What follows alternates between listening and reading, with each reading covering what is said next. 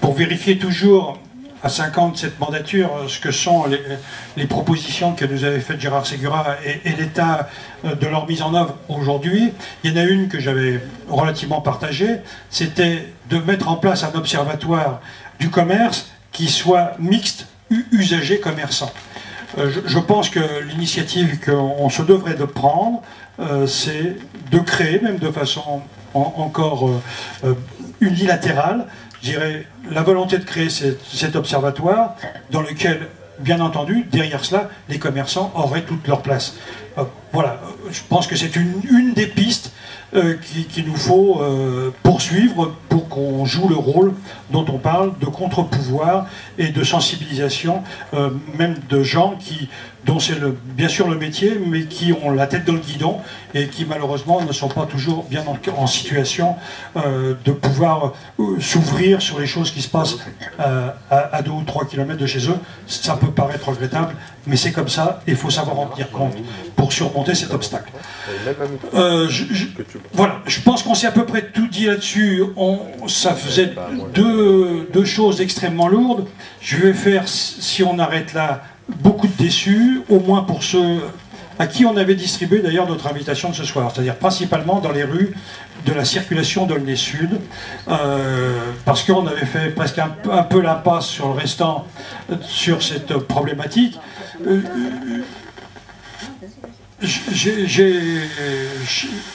Si on ne nous mettait pas la pression pour récupérer cette salle et pour mettre en porte-à-faux un fonctionnaire, je dirais qu'on a encore quelques instants pour éventuellement aborder ce débat. J'ai envie de vous dire quoi, pour tenter de faire court. Une, c'est que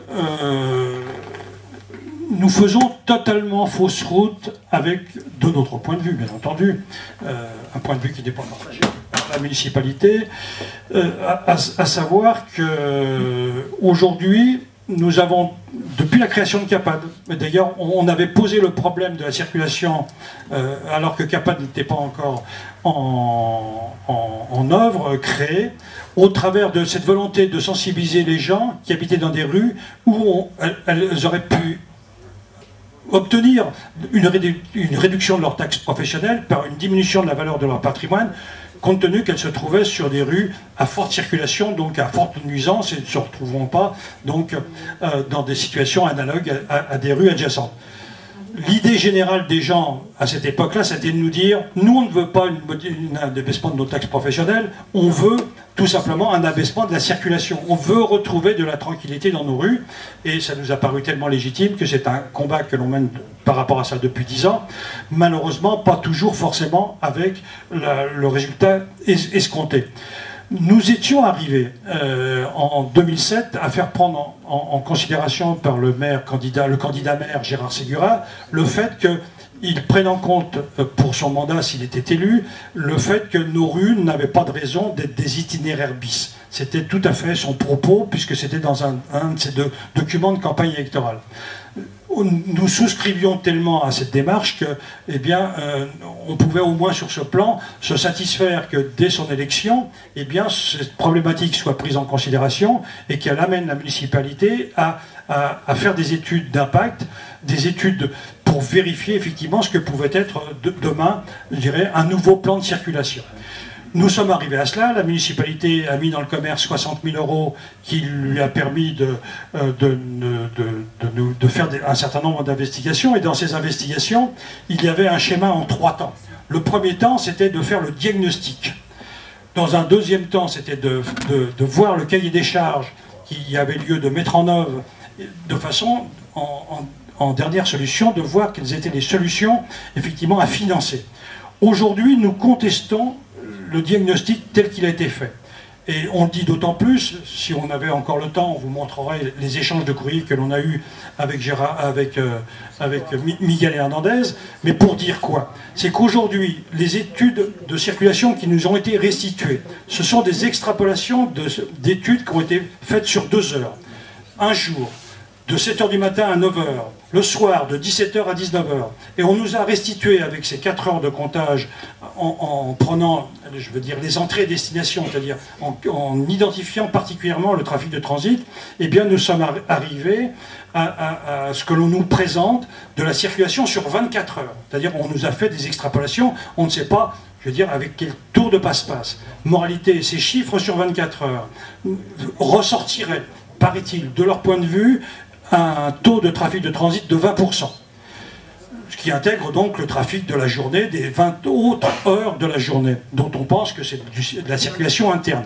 Et donc on a tout lieu de penser que sur la circulation en heure de pointe, qui est celle qui est la plus traumatisante, je peux vous dire que le rue de la Division Leclerc, j'ai encore été filmé ça il y a 2 jours, eh bien c'est 1000 voitures qui rentrent à l'heure dans cette petite rue, qui est une rue communale, et qui déverse son flot de voitures qui rejoignent Bondy, Livry-Gargan, j'en passe et des meilleurs, au point que c'est assurément au moment des heures de pointe qu'il faut regarder les choses. Aujourd'hui, le maire adjoint, Miguel Hernandez, à qui j'ai demandé à ce que nous soient communiqués ces comptages, puisqu'il dit les avoir, se refuse de nous les donner, sous le prétexte, paraît-il, qu'il faudrait une rallonge budgétaire, de telle sorte qu'on puisse savoir mettre les moyens en œuvre pour qu'on ait les réponses. Mais dans son propre courrier, lui, il me dit qu'il les a. Et quand j'ai eu à le rencontrer pour voir un petit peu ce qu'il voulait réellement me dire, il me dit « Alain, mais qu'est-ce que tu veux en faire? Si je te les donne et ça montre qu'il y a 50% de trafic de transit, quelle va être ta position? Ben, ça va être de réagir. Entre 20% qui est une chose et 50% qui en est une autre, les moyens à mettre en œuvre ne sont pas les mêmes. Et là-dessus, la municipalité zappe surtout, à savoir que, par définition, aujourd'hui, on n'est plus en phase 1 ni en phase 2 en cahier des charges, on est en phase 3. C'est-à-dire aux solutions, celles sur lesquelles on a envie de vous faire travailler, puisqu'on nous a sollicité le 28 février pour cela, au point qu'à la fin du compte, on s'intéresse, comme si c'était dans un texte, uniquement à l'endroit où on doit corriger ou mettre des points ou des virgules. C'est, pour moi, totalement inacceptable. Le problème, c'est que si on éradique la circulation de transit en maintenant sur des voies de contournement, comme le prévoyait le PLU de 2008, tout le flux de transit, eh bien, on se retrouverait avec un trafic résiduel qui n'a pas besoin de mettre en œuvre les mêmes solutions que celles qu'on nous propose aujourd'hui. Aujourd'hui, pour la petite histoire, pour canaliser la circulation de transit, on nous propose de mettre le boulevard de Strasbourg et la route de Bondy, chacun en sens unique, de façon à traiter la circulation. À la limite, ça sera, on pense, un aspirateur à voiture en plus, et en plus, on a bien vu que le résultat qui nous était présenté ne nous amenait pas à voir un seul véhicule en moins. Donc, on sait très bien que maintenant, la solution sur laquelle on veut nous faire travailler, c'est une solution qui n'apportera rien dans ce domaine, et donc, je dirais, et on peut même penser, pour ce que j'en entends, que ça sera pire, et je peux dire même que dans une certaine mesure, ça sera pire, puisque aussi sur la zone, on devait prendre en considération les projets structurants. On sait qu'il y aura le 7e collège, qui ne va pas être une chose de très aisée à résoudre, et qu'il y a en construction 600 logements.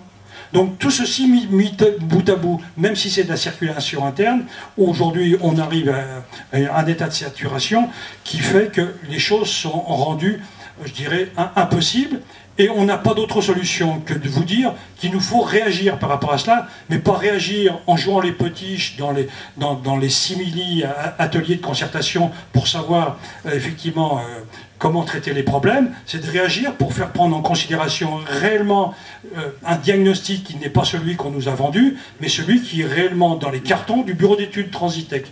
Donc on a une exigence, c'est d'avoir ces éléments-là, et derrière ça, d'avoir une reprise du dossier au travers de la mise en œuvre d'un nouveau cahier des charges qui nous apportera peut-être là, enfin, les bonnes solutions. Alors, on force personne à rien, vous n'êtes pas tous membres de CAPAD, et à CAPAD on n'est pas tous forcément sur la même ligne, mais la volonté c'est de ne pas participer à ces ateliers, qui est une mascarade en termes de démocratie participative, et en termes de solutions techniques qui tournent le dos à ceux pour lesquels nous avons eu en son temps des études sur cette ville. Si c'est pour ça, on aura foutu tout simplement de l'argent en l'air, mais de surcroît, aujourd'hui, non seulement c'est de l'argent en l'air, mais en plus c'est tourner le dos à ceux qui nous avaient fait obtenir ces études-là. Donc, vraiment, par rapport à ça, on considère qu'on marche sur la tête. On a que deux solutions parce que c'est déjà ma conclusion, c'est de vous inviter à une date. Alors, comme on a vos coordonnées, au moins on pense que vous êtes les plus sensibilisés. On a une solution, c'est de faire une manifestation, alors sous forme de pot, à l'entrée de la ville d'Aulnay, c'est-à-dire dans le tronçon au carrefour de la Négresse, entre l'autoroute et la pizzeria, où je pense qu'on fera, on vous servira l'apéritif, et on fera un blocage de la rue avec des véhicules et puis en faisant la déclaration nécessaire, de façon à se rendre compte quel est immédiatement l'apaisement dans les rues qui sont en aval de ce tronçon, mais aussi pour montrer notre désaccord, de façon à montrer aussi à certains que les manifestations sont ouvertes à tout un chacun, et si en plus cette manifestation a un caractère festif, j'espère que vous ne nous en voudrez pas. On a vos coordonnées. Pour ceux qui ne nous les auraient pas encore données, eh bien, on est en situation, bien sûr, de continuer à les récupérer, mais on vous invitera, je vais dire, sous 15 jours, 3 semaines, 1 mois maximum, pour vous donner la date. Ça sera assurément un vendredi soir et assurément 18h, parce que c'est le jour de fort trafic, c'est un jour de fin de semaine, et en fait, c'est aussi l'heure pour aller boire l'apéro. Voilà. La dernière chose, il nous faudra assurément obtenir par nous-mêmes, si besoin est, les comptages qu'on ne nous a pas donnés. Et là aussi, on fera appel sur les 2 heures dont on nous dit qu'elles sont des heures critiques.